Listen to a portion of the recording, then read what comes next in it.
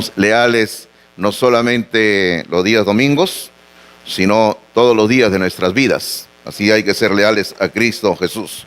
Bueno, estamos esta mañana entrando al capítulo 7 de Mateo, por favor. Vaya abriendo su Biblia ahí en Mateo capítulo número 7.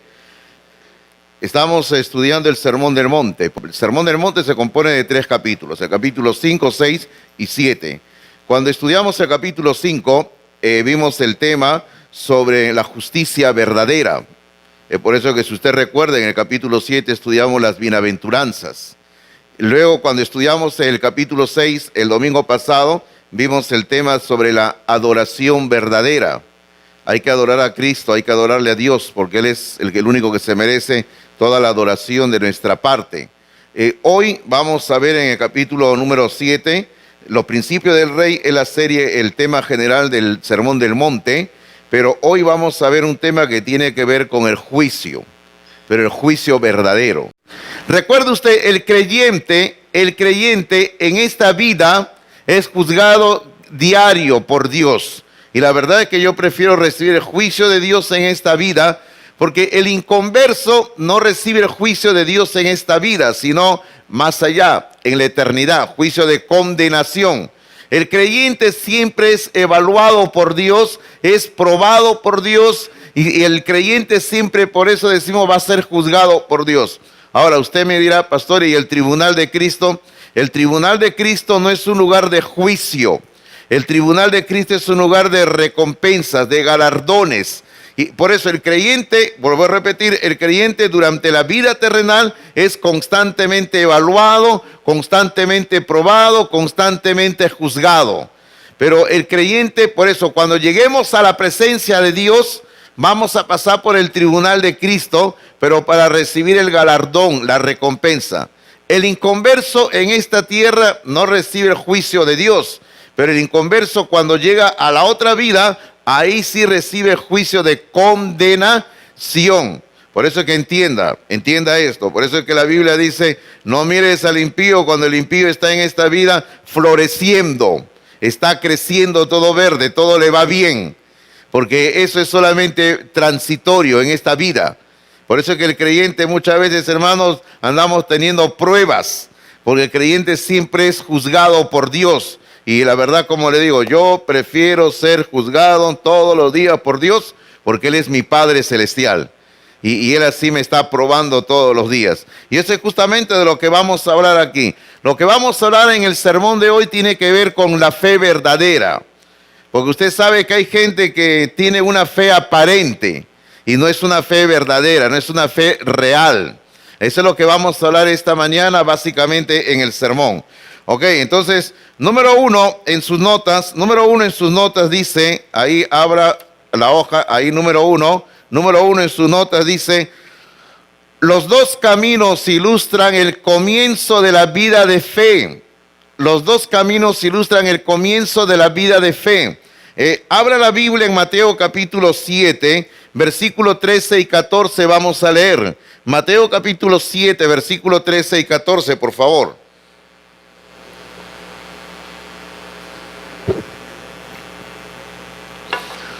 Capítulo 7, versículo 13 y 14, dice así la palabra del Señor. Cristo dice, entrad por la puerta estrecha, porque ancha es la puerta y espacioso el camino que lleva a la perdición, y muchos son los que entran por ella. Y luego Cristo dice en el versículo 14, porque estrecha es la puerta y angosto el camino que lleva a la vida, y pocos son los que la hallan. Está hablando, como dice ahí en sus notas dice que letra A dice, puerta estrecha, camino angosto que lleva a la vida. Eso es lo que Cristo presenta. Cristo habla de una puerta estrecha y un camino angosto que lleva a la vida. Y luego en la letra B dice, puerta ancha, camino espacioso que lleva a la perdición. Ahora, ¿qué es lo que aquí se está presentando? ¿Cuál es la enseñanza central de Cristo en esta parábola? Porque es una parábola, la parábola de la puerta estrecha y de la puerta ancha. ¿Qué es lo que se está presentando? La enseñanza, ¿cuál es? Lo que aquí se está presentando, como dice en el punto número 1, dice, los dos caminos ilustran el comienzo de la vida de fe. Lo que aquí se está representando, hermanos y hermanas, es el comienzo de nuestra salvación, cuando tuvimos que tomar una decisión por Cristo Jesús. Porque los que estamos acá, y asumo que somos cristianos, cristianas, hemos tenido que tomar una decisión en algún momento dado. Oímos el mensaje de salvación, escuchamos el mensaje de Dios, leímos la palabra de Dios, porque puede ser que leyendo llegamos a la salvación y tuvimos que tomar una decisión.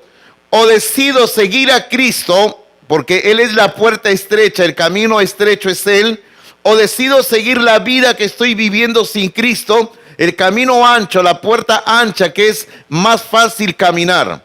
O sea, lo que aquí se está ilustrando es eso. Se está ilustrando el comienzo de nuestra salvación. Cuando yo era adolescente o preadolescente, tenía 10, 11 años, me gustaba ir a la casa de cierta familia de mi iglesia, y no vaya a pensar que iba porque tenía una hija, por favor, ¿ya? Y iba por otra razón. Me gustaba visitarlo porque era una familia muy buena, que siempre recibía muy agradable en su casa, y me gustaba ir. Una de las razones era porque en su sala tenían una tremenda figura de los dos caminos, justamente lo que estamos leyendo. Y me gustaba ir porque la figura era grande, ahí lo tenían en un cuadro grande en su sala, y estaba llena de versículos. Y yo nunca acababa de leer todos los versículos. Cada vez que iba estaba leyendo, porque ahí salía la ilustración. Un camino estrecho, una puerta ancha, la puerta ancha terminaba en el infierno, el camino estrecho seguía y llegaba al cielo. Y en cada paso del camino había algo que indicaba un número, y ese número nos llevaba a la parte de abajo donde había una pequeña descripción y versículos. Y yo iba leyendo y estaba ahí. Ok, lamento que en ese tiempo no hubiera hoy en día la tecnología para tomarle una foto y tenerlo. Así que yo iba y estaba leyendo y estaba anotando ahí los versículos, y cada vez que iba lo estaba haciendo. Y así iba cada cierto tiempo a verlos a ellos y andaba viendo ese cuadro. Y una de las cosas con la cual yo crecí fue viendo ese cuadro, y se me ha quedado grabado hasta el día de hoy.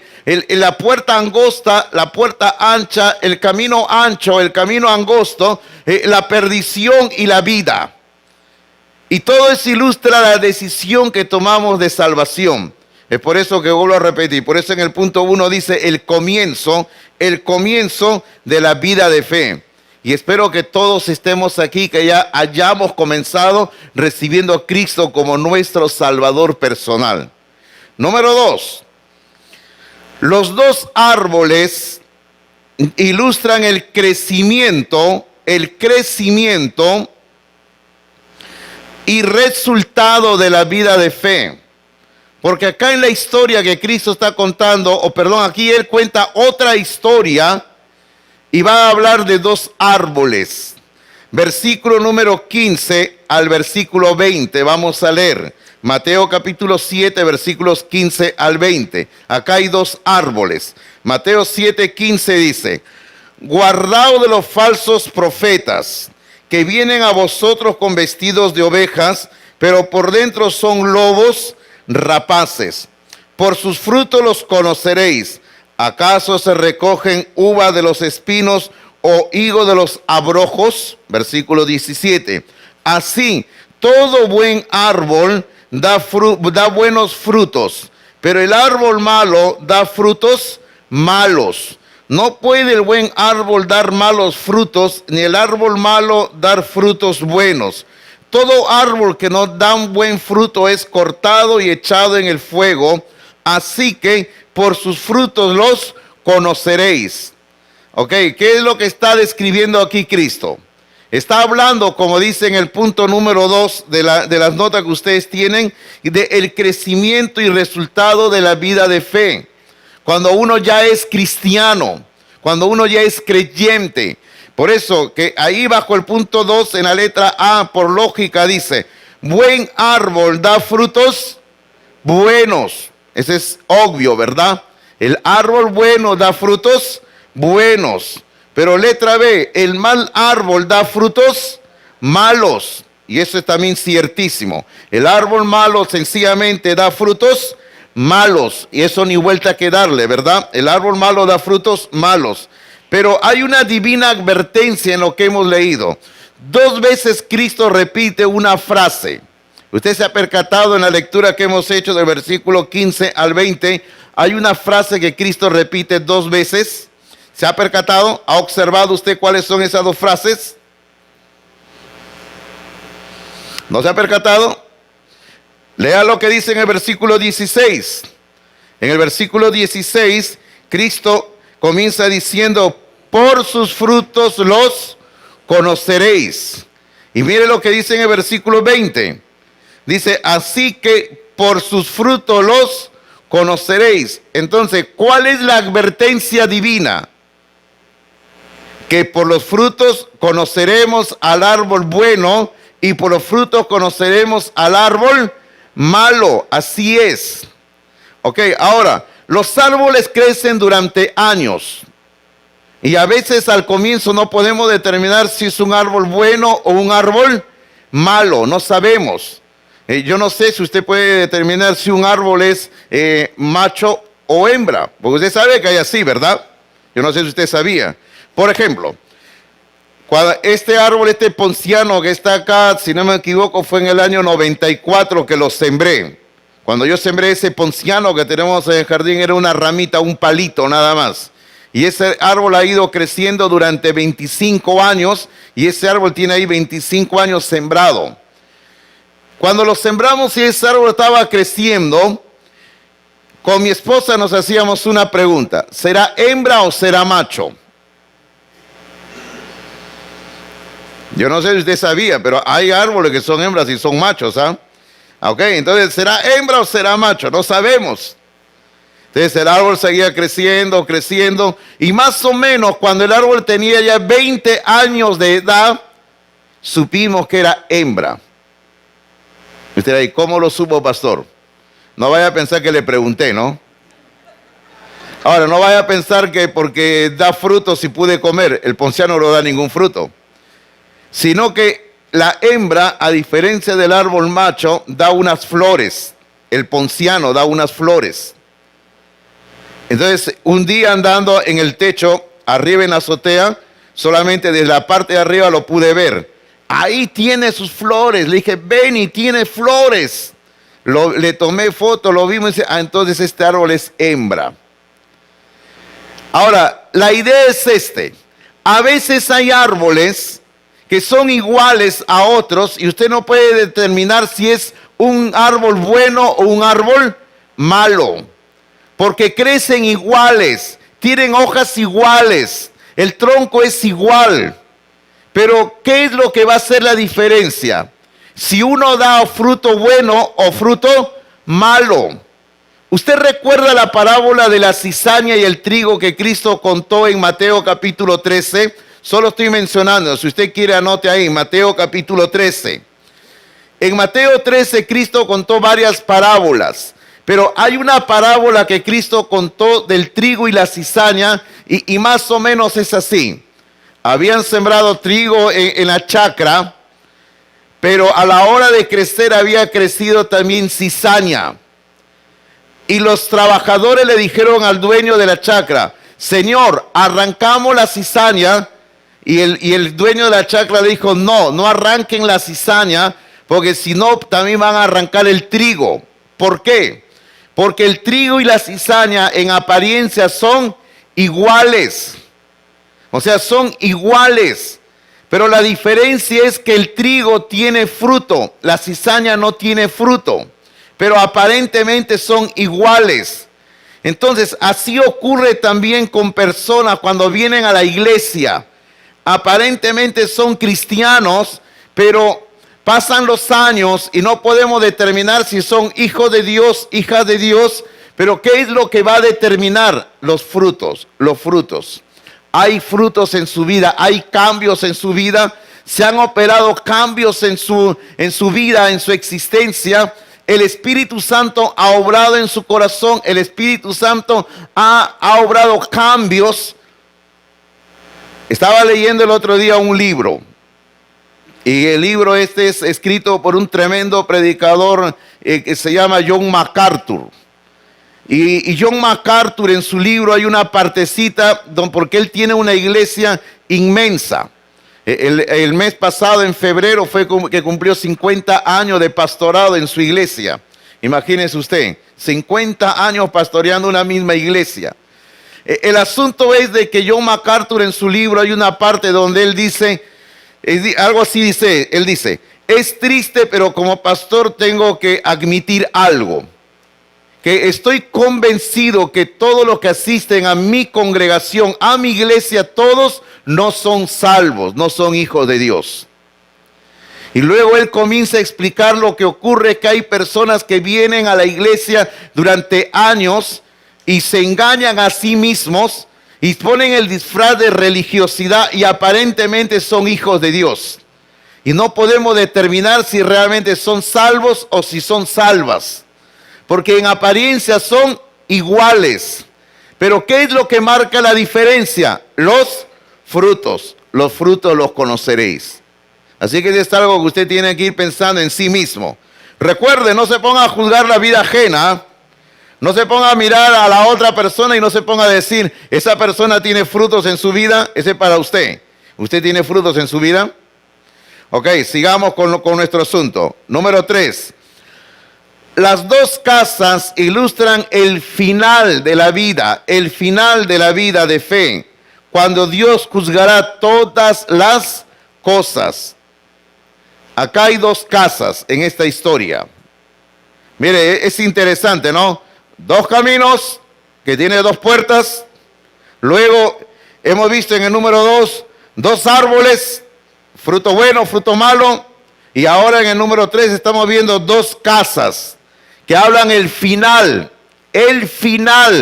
de la vida de fe, cuando Dios juzgará todas las cosas. Así que ahora hablamos de dos casas. Ok, vamos a leer aquí en el capítulo 7, versículo 21 al 27. 21 al 27 dice así en Mateo 7, 21 al 27. No todo el que me dice, Señor, Señor, entrará en el reino de los cielos. Y ahí tendríamos que preguntarnos, no, Señor, si todo el que te dice, Señor, Señor, no entra al reino, entonces ¿quién entra al reino? ¿Quién entra al reino? Ahí mismo lo dice, versículo 21. ¿Quién entra al reino, hermanos? Sino el que hace la voluntad de Dios. Permítame decirle, permítame ver si está atento. El que entra al reino es el que levanta la mano en un culto y dice, quiero recibir a Cristo. ¿Ese es el que entra al reino? No. El que entra al reino es el que se bautiza en la iglesia. ¿Ese es el que entra al reino, hermanos? No. El que entra al reino es el que se hace miembro de la iglesia.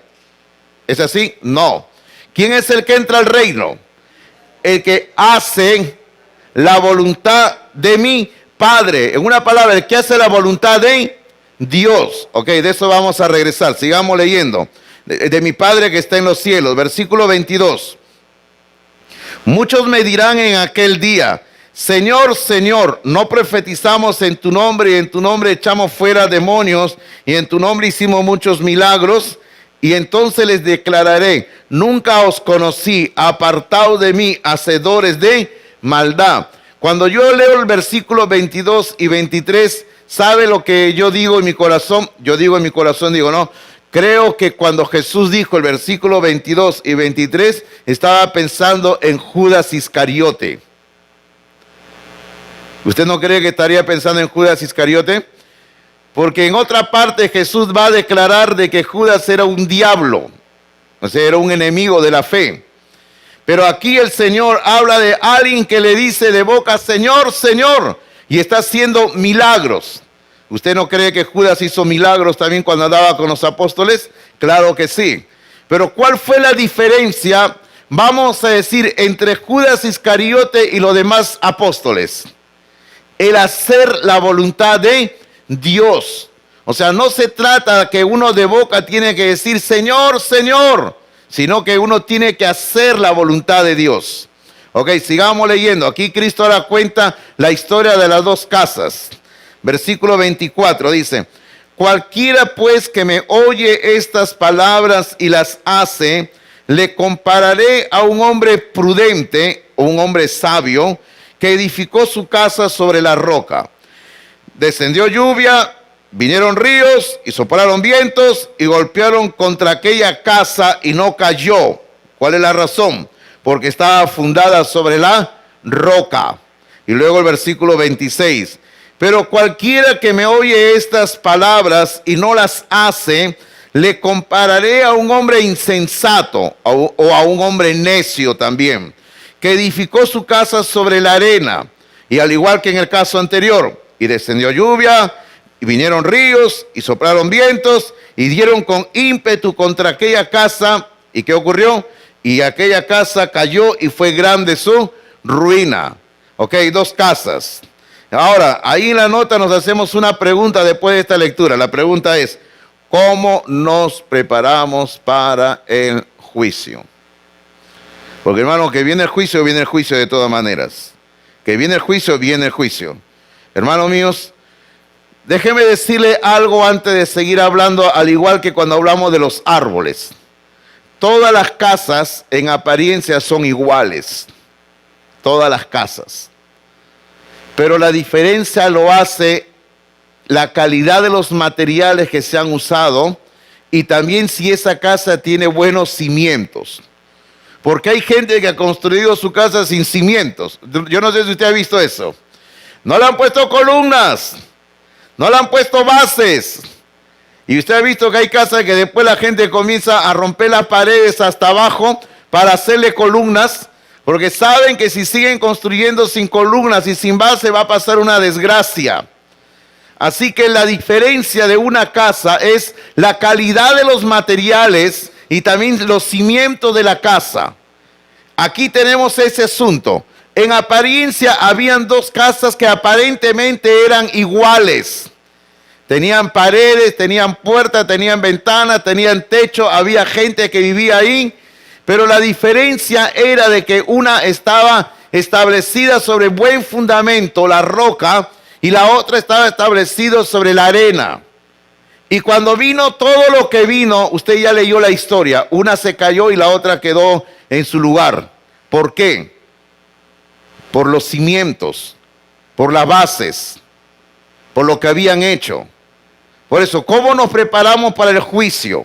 Y aquí en su nota dice en el número 4, la obediencia a su voluntad es la prueba de la verdadera fe en Cristo. La obediencia, hermanos, es la verdadera a la voluntad de Dios, es la prueba verdadera de la verdadera fe en Cristo. Eso es lo que dice en el versículo 21, lo que hace un rato estábamos haciendo énfasis. En el versículo 21 dice: no todo el que me dice Señor, Señor, entrará en el reino de los cielos, sino el que hace la voluntad de mi Padre que está en los cielos. Ok, ahora, no vamos a ponernos a hablar esta mañana todo lo que es la voluntad de Dios, porque el Nuevo Testamento habla bastante de la voluntad de Dios. La voluntad de Dios, hermanos, es amplia, tiene diversos matices, es como un diamante. Un diamante es una sola joya, pero el diamante, si usted lo mira, tiene varios ángulos. Así es la voluntad de Dios. La voluntad de Dios es una sola, pero tiene varios ángulos, varios matices, diversos puntos que usted lo puede ver. Pero el punto principal para que uno comience a hacer la voluntad de Dios, según el Evangelio de San Juan, capítulo 6, versículo 40, y repito otra vez la cita, San Juan 6, 40, el Cristo nos habla de que la voluntad de Dios es creyendo en Él, creyendo en Jesús.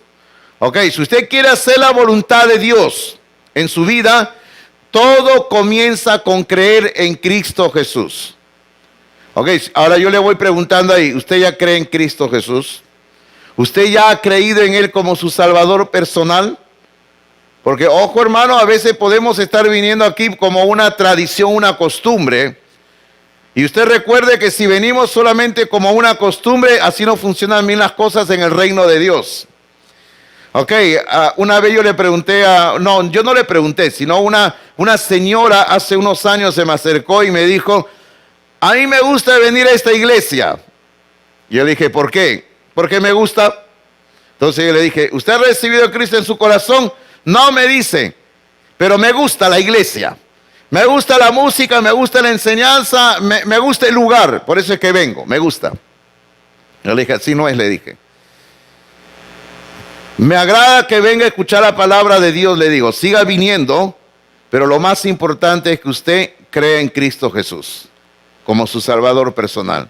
Porque si llega el día que usted se muere, le digo, y no ha recibido a Cristo en su corazón, por más que usted un día le diga a Dios en el cielo, pero yo iba todos los domingos a Palmas Reales, eso no sirve para con Dios. Usted tiene que comenzar creyendo en Cristo Jesús. Por eso es que aquí, como dice en el versículo 21, ¿no? ¿Quién es el que entra al reino? El que hace la voluntad de Dios, el que hace la voluntad de mi Padre, así dice Cristo Jesús. Ok, número 5. Debemos oír las palabras de Dios. Debemos oír las palabras de Dios. ¿Y qué más cree que debemos hacer? ¿Y qué cosa creen? A ver, debemos oír. ¿Y usted qué cree que dice acá? Ahí falta una palabra. ¿Cuál cree usted que debe ir ahí? Ok, están por ahí. ¿Saben cuál es? Hacerlas. Claro, cumplirlas son sinónimo de hacerlas, ¿no? Pero debemos oír la palabra de Dios y hacerlas. Hermanos, no solo se trata de oír la palabra, sino también de vivirla. Observe lo que dice Cristo en el versículo 24. En el versículo 24 Cristo dice, cualquiera pues, y eso puede ser a cualquiera que ya creyó en Cristo, cualquiera que ya creyó en Cristo, porque eso es lo que dice en el versículo 21, el que hace la voluntad de Dios. O sea, cualquiera que hace la voluntad de Dios, cualquiera dice, cualquiera pues que me oye estas palabras y las hace, ok, o sea, hay que oír y hay que hacerlas, porque la diferencia en esta misma historia está en el versículo 26. En el versículo 26 está el lado negativo. En el versículo 26 dice, pero cualquiera que me oye estas palabras y no las hace, el que oye y no las hace. Por eso, hermano, ¿de qué sirve oír la palabra si no la hacemos? ¿De qué sirve? Es como que yo le dijera, hermano, tenemos que amar a nuestro prójimo. ¿Y usted qué me diría? Me dirían, amén, ¿verdad? Digan amén, pues, hermanos. A ver, hermanos, hay que amar a nuestro prójimo. Amén, muy bien. Pero termina el culto, salen de acá, se les presenta a una persona que es su prójimo, porque todas las personas son nuestros prójimos, y no demostramos amor. O sea, ¿de qué sirve oír la palabra si no la hacemos? ¿De qué sirve aún leer la Biblia si no la cumplimos? No sirve absolutamente de nada. Vayamos por un momento a Santiago, a capítulo 1. Vamos a regresar ahí a Mateo, así que deje sus manos ahí en Mateo 7, ¿ya? Ponga su mano en Mateo 7 y con la otra mano vaya a Santiago. Ok, si puede, deje una mano ahí. Al menos yo no puedo, pero si usted puede, correcto, ¿ya? Santiago capítulo 1.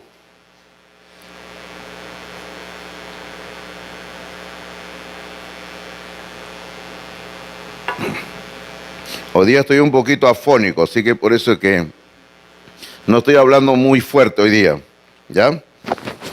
Por eso es que no estoy gritando hoy día. Santiago capítulo 1, versículo 22.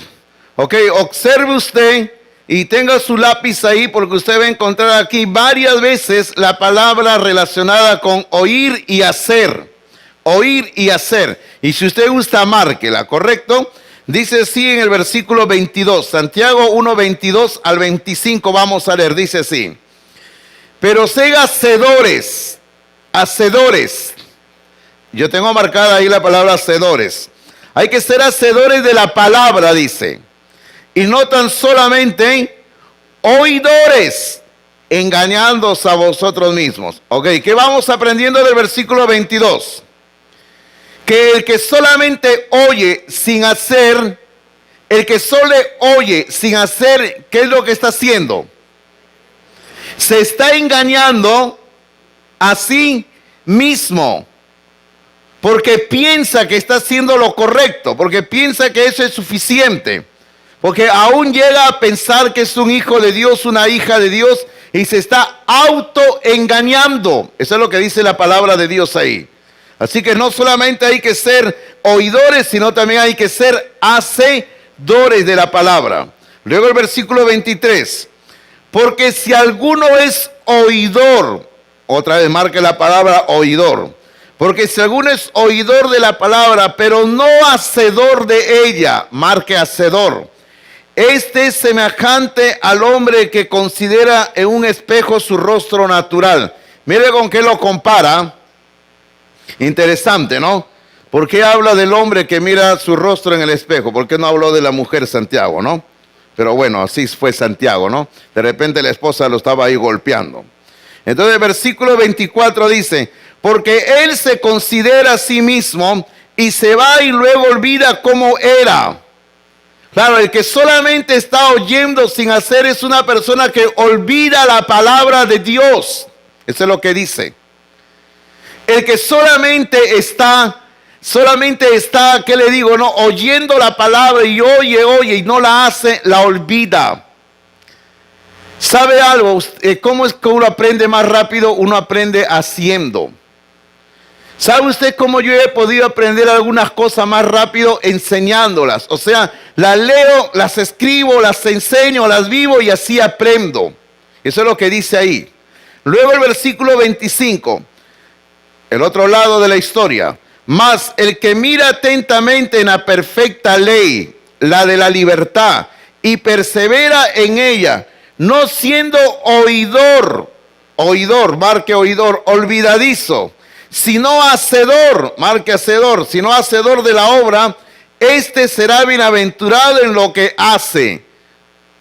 Mire usted, es bendita la persona, dice, aquel hombre o mujer que hace la palabra de Dios, que vive la palabra de Dios. Y eso es lo que Cristo dijo en Mateo 7, así que regrese a Mateo. Ok, dejó su mano ahí, ¿no? Ok, ahora recupere la mano, ¿ya? Donde estábamos, Mateo 7. Eso es lo que Cristo dijo cuando en el versículo 24 y en el versículo 26, Él habló de oír y hacer. Oír y hacer. Hay que oír y hacer la palabra de Dios, queridos hermanos. Hay que oír y hacer la palabra de Dios. Número 6, en su nota, número 6. El cimiento en esta parábola es la obediencia. La obediencia es la obediencia a la palabra de Dios. El cimiento en esta parábola es la obediencia a la palabra de Dios. Porque eso es lo que Cristo dice. Cristo dijo, cualquiera que me oye estas palabras y las hace, lo voy a comparar a un hombre sabio. Y luego dice, y el que me oye y no las hace, lo compararé a un hombre necio, insensato. O sea, la diferencia, el cimiento en esta parábola es en hacer la palabra de Dios, en cumplir la palabra de Dios, queridos hermanos. Ese es el cimiento en esta parábola que estamos viendo aquí en Mateo 7. Ok, recuerde usted que, como le decía hace un rato, aparentemente las casas son iguales, todo va bonito, todo va bien, pero la diferencia es el cimiento. La diferencia es la base. Una casa sobre la roca. ¿Y cuándo se descubre la realidad de las cosas? Cuando en esta vida vienen las pruebas. Y si una casa está sobre la arena, ¿qué sucede con esa casa? La casa se cae. Pero si la casa está sobre la roca va a permanecer. Ahí se va a quedar la casa firme. Entonces recuerde eso, la diferencia está ahí. Aparentemente son iguales. Todo va bonito durante tiempo, pero luego viene la diferencia. Se nota la diferencia. Punto número 7 en sus notas. una falsa profesión de fe. Una falsa profesión de fe durará solo hasta que llegue el juicio. Una falsa profesión de fe durará solo hasta que llegue el juicio. Ok, déjeme explicarle qué cosa queremos decir en nuestra jerga pastoral, profesión de fe. Profesión de fe. ¿Qué cosa queremos decir cuando hablamos de profesión de fe? Es cuando alguien toma una decisión por Cristo Jesús. Es cuando nosotros le hablamos a una persona de Cristo, o cuando predicamos aquí en la iglesia de Cristo y pedimos que reciba a Cristo en su corazón. La persona que oye el mensaje, o también cuando lee el mensaje, la persona puede tomar una decisión, decir, sí, yo quiero recibir a Cristo en mi corazón. Ahora, eso se llama una profesión de fe. Hay personas que toman una profesión de fe pasando acá adelante.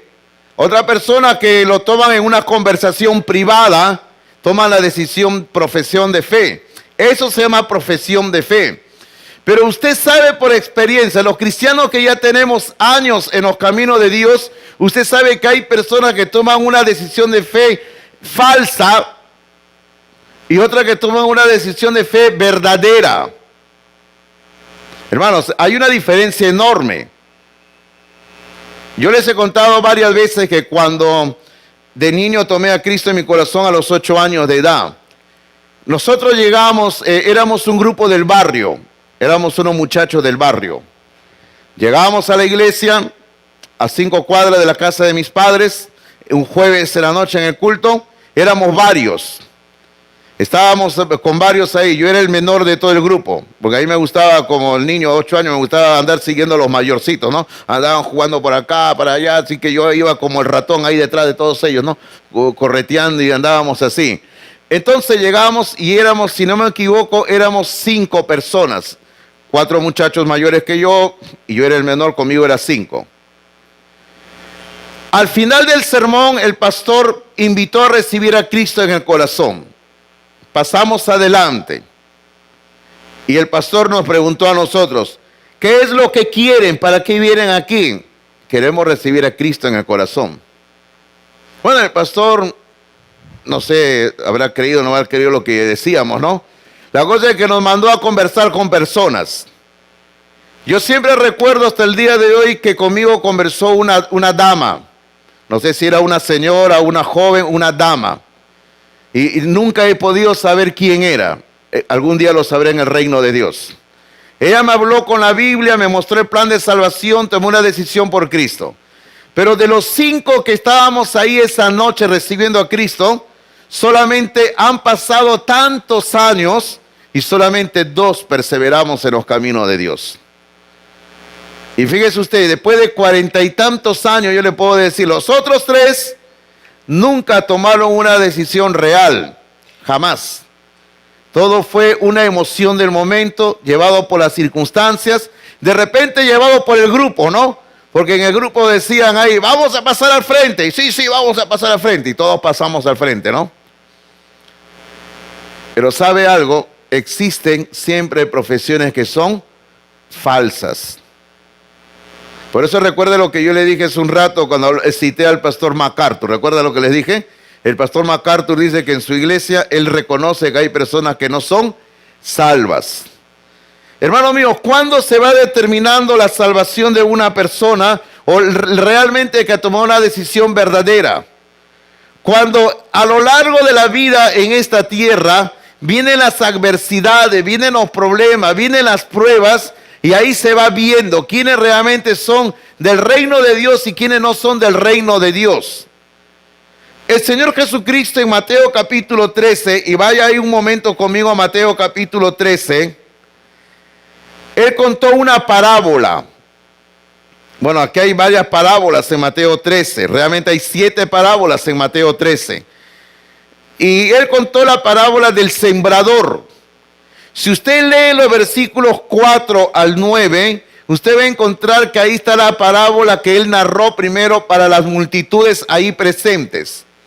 Pero luego, cuando Él está en privado a los discípulos, a los apóstoles, les explica qué significa la parábola. Vamos a la explicación para ganar tiempo.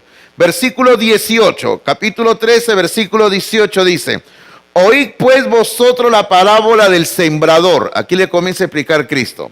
Primero, versículo 19. Cuando alguno oye la palabra del reino y no la entiende, viene el malo y arrebata lo que fue sembrado en su corazón. Este es el que fue sembrado junto al camino. Porque recuerden ustedes que en la parábola, cuando tira la semilla, una semilla cae junto al camino. Luego, versículos 20 y 21 explica lo que caen entre pedregales, o sea, entre piedras. Dice versículo 20: y el que fue sembrado en pedregales, este es el que oye la palabra, ojo, y al momento la recibe con gozo, la recibe con alegría. ¡Qué buena palabra de Dios he oído! No la rechaza, sino que la recibe con alegría. Versículo 21. Pero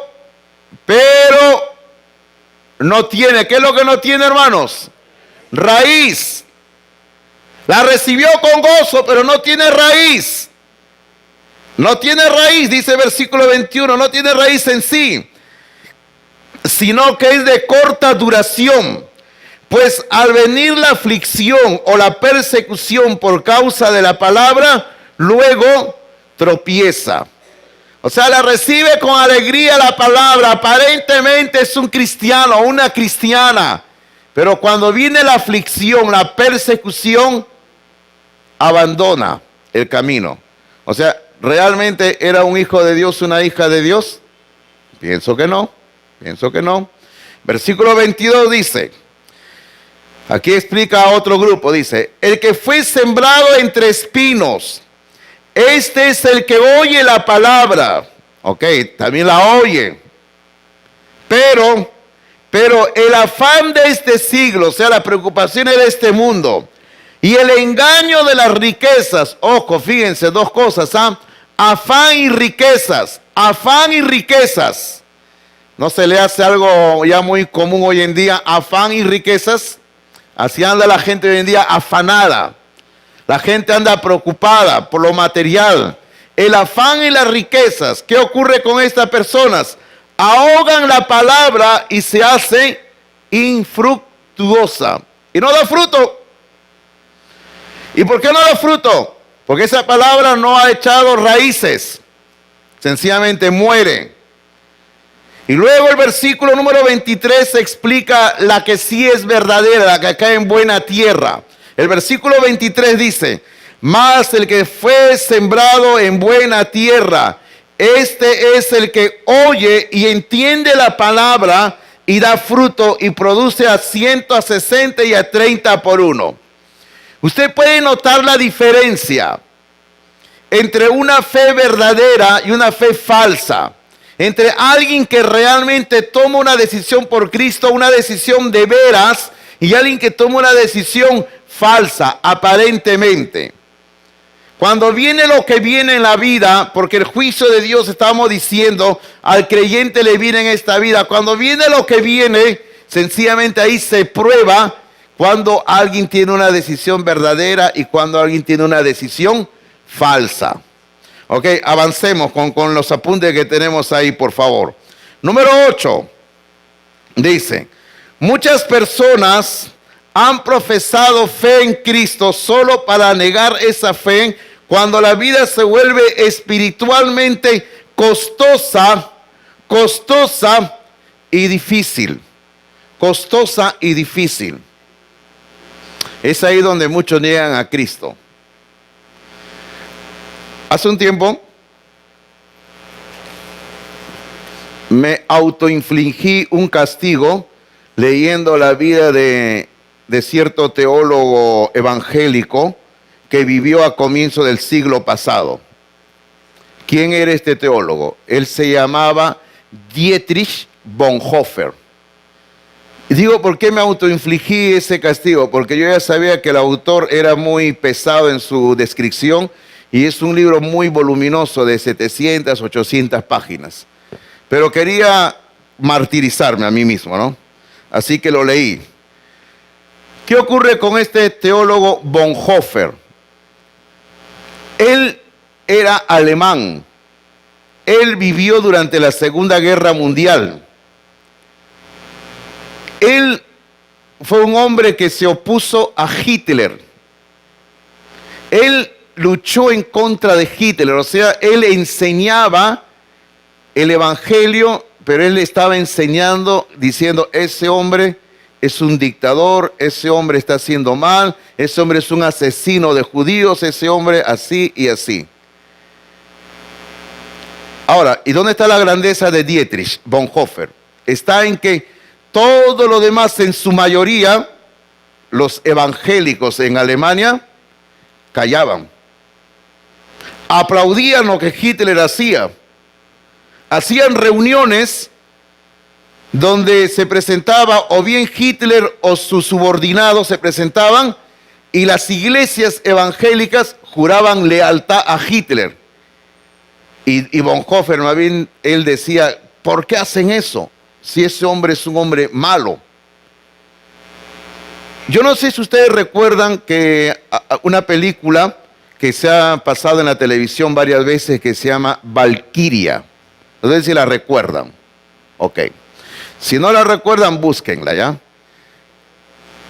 Valquiria relata cómo es que se quiso matar a Hitler. Justamente uno de los que estuvieron metidos en esa conjura fue Bonhoeffer, este teólogo. Él quería, la única forma que había era eliminar a ese hombre, porque él quería la paz para Europa, para el mundo. Bueno, él decidió apoyar que lo maten a Hitler. Cuando pasó el tiempo, Hitler ordenó que arresten a todos los que estaban en contra de él. Lo arrestaron a Bonhoeffer. Lo tuvieron preso durante meses. Lo torturaron. Mientras que otros evangélicos decían, Hitler es, así decían hermanos, Hitler decían, es el enviado de Dios, decían. Bonhoeffer, aún cuando estaba en la cárcel, escribía y decía, no, Hitler es un enemigo del pueblo de Dios. Mientras que otros negaban su fe en Cristo, este hombre seguía fiel a Cristo. Hitler lo tenía preso. Los ejércitos aliados, léase los ejércitos norteamericanos y rusos, ya tenían rodeada la ciudad de Berlín. Era inminente la caída, la derrota y la muerte de Hitler. Hitler ya sabía que se le acababa. Faltaban más o menos 3 semanas para su muerte de Hitler. Hitler sabía que iba a morir, pero Hitler tenía un odio a Bonhoeffer y ordenó, antes que me muera yo, mátenlo a ese hombre. Y lo mandó a matar. Hermanos míos, ¿dónde se prueba la fe de una persona en esta vida? Hermano, podemos ser creyentes cuando todo marcha bonito. Pero cuando vienen los problemas, como dice en el punto 8, ¿no? Cuando las cosas se ponen difíciles, cuando la vida cristiana se exige un costo, es ahí donde se prueba si realmente tenemos esa fe auténtica en Cristo Jesús. Número 9. Número 9 dice, aquí se ilustra el juicio final ante Dios. Los que han confiado en Cristo y han demostrado su fe mediante la obediencia, no tendrán nada que temer. Letra B. Pero los que solamente profesan, o sea, de labios, los que profesan creer en Cristo y no han obedecido la voluntad de Dios, serán condenados. O sea, aquellos que solamente de labio dicen, Señor, Señor, en tu nombre hicimos esto, pero no han hecho la voluntad de Dios, empezando creyendo en Cristo, serán condenados. Vamos terminando con una pregunta, dice, ¿cómo probar nuestra profesión de fe? ¿Cómo probarla? Número 10. Las dos sendas nos dicen que examinemos lo que nos cuesta nuestra profesión de fe. Las dos sendas nos van a probar el costo. Por eso hay una pregunta debajo del número 10, dice, hemos pagado el precio al profesar fe en Cristo. ¿Qué precio usted ha pagado? ¿Ha habido un costo en usted? O sea, ¿lo han señalado como cristiano? ¿Lo han maltratado como cristiano? Por ejemplo, venir a la iglesia el día domingo le cuesta a usted porque de repente la familia no quiere que usted venga. Es un costo. ¿Le cuesta ser fiel a Cristo? Número 11. Los dos árboles nos dicen que examinemos nuestra vida para ver si realmente ha cambiado. Hay que examinar nuestra vida para ver si realmente ha cambiado. Y ahí debajo del 11 hay otra pregunta que dice, ¿hay buenos frutos en nuestra vida? ¿Hay buenos frutos en nuestra vida? Anota ahí un versículo porque es un bonito versículo. Dice, 2 de Corintios 13:5. Ahí anote, 2 de Corintios 13:5. 2 de Corintios 13:5, donde Pablo dice, examinaos a vosotros mismos si estáis en la fe. Examínese a usted mismo si está en la fe. Ojo con lo que dice Pablo. Pablo no dice examina a tu hermano. Pablo no dice examina a tu esposa. Pablo dice examínate a ti mismo si estás en la fe. Probaos, dice. ¿Está usted en la fe? ¿Y cómo sabe el pastor? ¿Hay frutos en su vida? ¿Hay cambios en su vida? Número 12. Las dos casas nos recuerdan que la verdadera fe en Cristo permanecerá. No solo en las tormentas de la vida, sino también en el juicio final.